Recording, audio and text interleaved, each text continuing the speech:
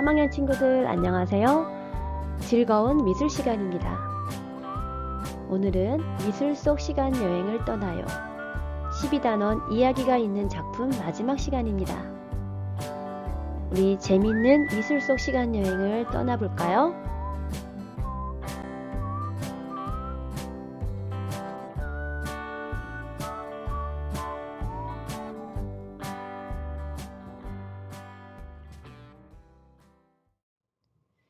오늘의 학습 목표는 작품을 감상한 후 내가 생각하는 새로운 제목을 붙이고 이유를 발표할 수 있다 입니다.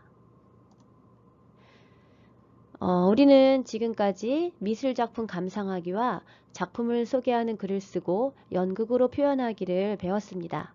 오늘은 작품의 새로운 제목 붙이기를 배워보겠습니다. 작품의 새로운 제목 붙이기는 어떻게 해야 할까요? 먼저 작품을 감상한 후 내가 생각하는 제목을 붙입니다. 그리고 새로운 제목에 대해서 그 이유를 들어 발표를 합니다. 여러분이 알고 있는 상품이나 과자, 전자제품 중에서 기억이 나는 것을 말해 볼까요? 또 그 이름이 왜 기억이 나는지 이야기해 봅시다.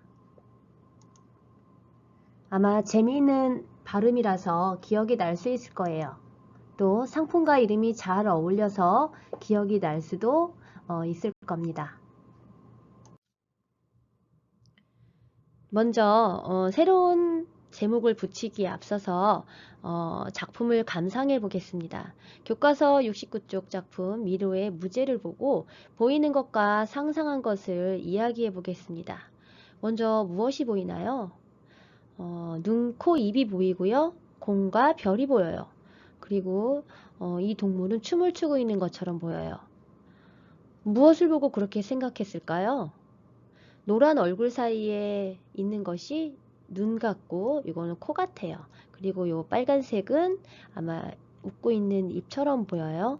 그리고 오른쪽에 있는 것은 별처럼 보이고 왼쪽에 있는 것은 공이고 이 손으로 공을 들고 있는 것처럼 보여요. 그리고 또 무엇을 찾을 수 있을까요? 개구리 같은 다리가 보입니다. 엉덩이에 붙어 있는 말꼬리도 보이고요. 그리고 새의 부리, 춤추는 모습, 어두운 밤, 밤하늘이 푸르게 빛나는 것처럼 보입니다.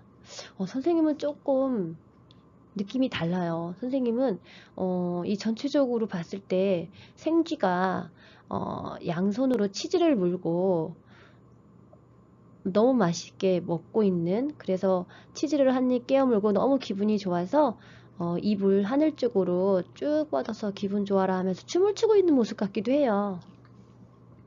자, 보이는 것은 여러분의 마음이니까 어차피 이 작품의 제목은 무제입니다. 자, 이 작품은 누구의 작품일까요? 네, 아까 여기 먼저 얘기했듯이 미로라는 에스파냐 출신의 화가가 그린 작품입니다. 그럼 다른 친구들은 어떻게 상상했을까 한번 볼까요? 네, 첫 번째 친구는 거꾸로 보면 파리가 눌려서 기절할 것 같다라고 생각을 했어요. 두 번째 친구는 오른쪽 다리는 개구리, 한쪽 팔은 말꼬리 같고 다른 쪽 팔은 고양이 꼬리 같다고 했고요. 뿔은 새의 부리 같다고 했고 이 동물들이 모두 모여서 춤을 추고 있는 것 같다고 했어요. 모두 그러면 4마리의 동물들이 합체된 그런 모습이라고 상상을 했네요. 자, 세 번째 친구는 밤에 빨간 옷을 입은 쥐가 치즈를 먹으며 달과 별을 감상하고 있어요. 선생님하고 가장 비슷한 생각을 했네요. 자, 네 번째 친구는 꿀벌이 자기의 꿀을 뺏어가지 못하게 하려고 있는 것 같다고 합니다. 이렇게 보이는 것도 사람마다 다르고요. 그 보이는 것에 따라 상상한 것도 다 다르다고 할 수 있겠죠. 자, 여러분도 한번 상상해 보세요.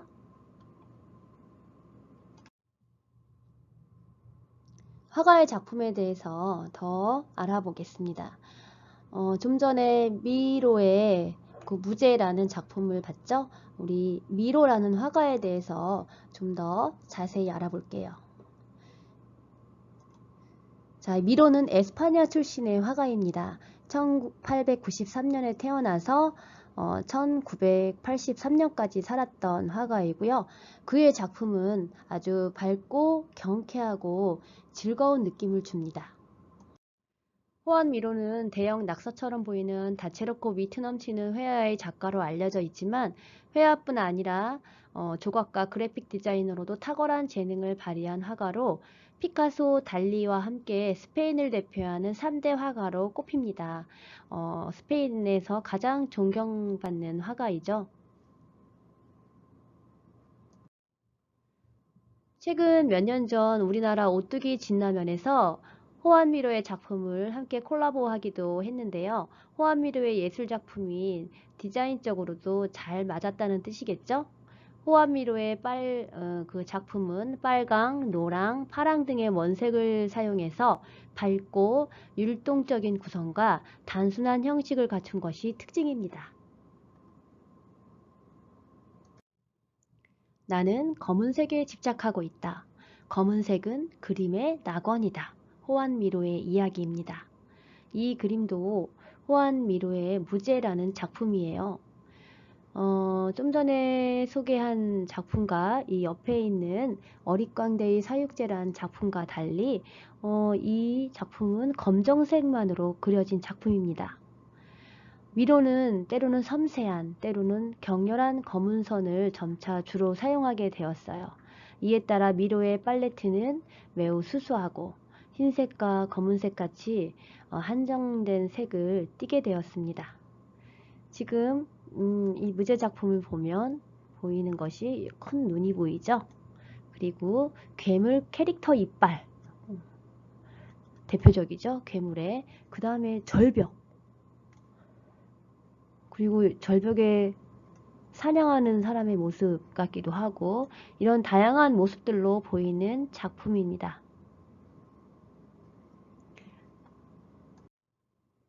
다음은 그 옆에 어릿광대의 사육제란 작품인데요. 호안 미로의 초기 대표작이죠. 어릿광대의 사육제는 미로의 인생 중 가장 힘들던 시기에 그린 작품으로 유명 화가들이 그랬듯이 물감을 살 돈이 없을 정도로 가난해서 배고픔을 참고 그 돈으로 물감을 사서 그린 작품입니다. 명작의 탄생 배경은 역시 가난에서 오는 불안과 우울이었나 봅니다. 그런 감정을 호안 미로는 우울 자체로 그리기보다는 마치 생생한 리듬마저 느껴지니 미로의 에너지는 긍정이었던 것 같습니다.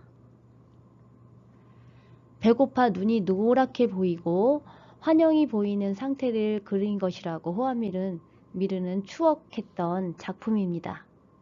지금 여기 노란색 눈을 볼 수가 있어요. 눈이 노랗게 배고파서. 콧수염과 파이프로 장식된 남성 이미지가 파티를 즐기는 이들 사이에서 우울한 기운을 풍기며 관객을 바라보고 있음을 표현한 작품입니다. 구불구불한 알 수 없는 동물인지 생명체로 느껴지는 형상들로 가득 채워져 있는 그림으로 호안 미로가 초현실주의를 실천한 작품이죠. 전혀 개연성 없는 형상들과 형태들이 어울림을 표현한 그림으로 눈에 띄는 것은 콧수염을 한 남성을 의미하는 울상을 하고 있는 형상인데요. 아마도 배고프고 힘들지만 창작을 해야 하는 호안 미로의 그 자신을 그리고 있는 것이 아닌가. 그래도 기본적으로 그의 내면은 밝고 리듬이 느껴지는 경쾌함이 있었던 것 같습니다. 호안 미로는 어릿광대의 사육제 등의 작품에서 밝고 경쾌한 색상을 율동적으로 구성하고 있는데요. 어린아이 낙서 같은 그림입니다. 호안 미로는 스페인 동부의 원시 동굴화와 아라비아 문학, 이슬람 장식에서 영감을 받았는데 형상을 극도로 단순화하고 형상에서 주는 이미지나 특징만을 표현한 것이 특징으로 색상을 검정, 빨강, 노랑 등 밝고 경쾌한 색채를 활용해 어두울 수 있는 소재를 리듬 있고 유쾌하게 표현했다는 평가를 받고 있습니다. 미로의 작품을 하나 더 살펴보겠습니다.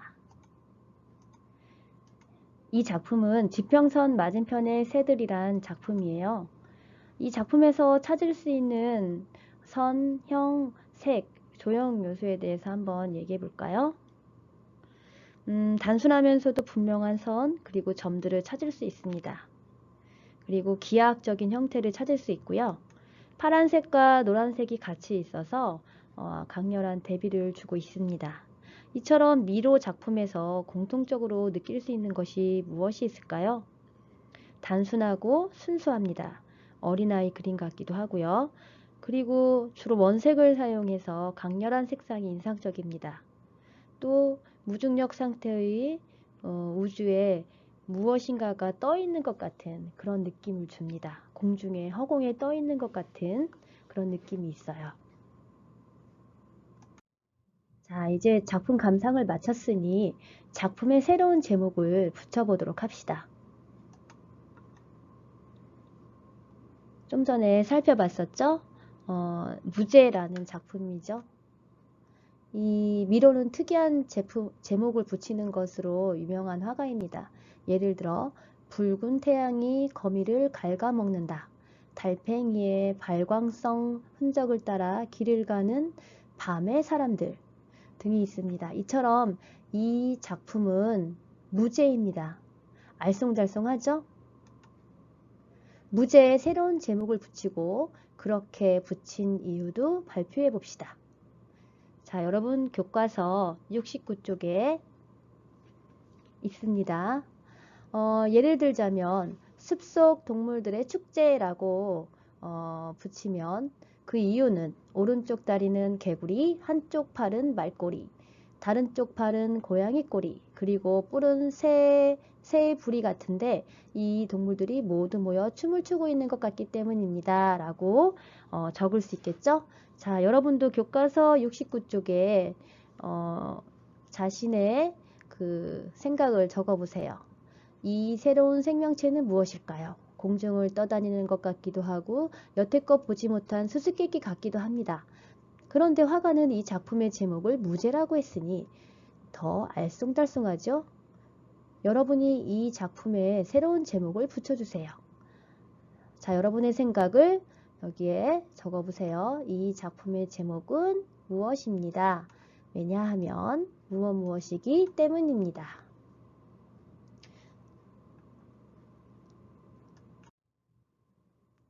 작품의 제목을 정할 때 어떤 점을 생각해야 할까요? 네, 주제를 생각해야 돼요. 그리고 대표적인 형태를 생각해요. 그리고 작가가 전달하고자 하는 의도를 생각해야 합니다. 제목 붙이기를 다 했다면 교과서 69쪽에 생각이 무럭무럭과 스스로 평가하기를 해봅시다.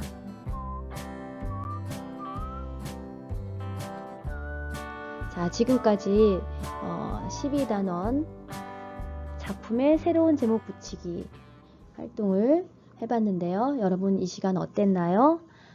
지금까지 수업을 모두 마치겠습니다. 감사합니다.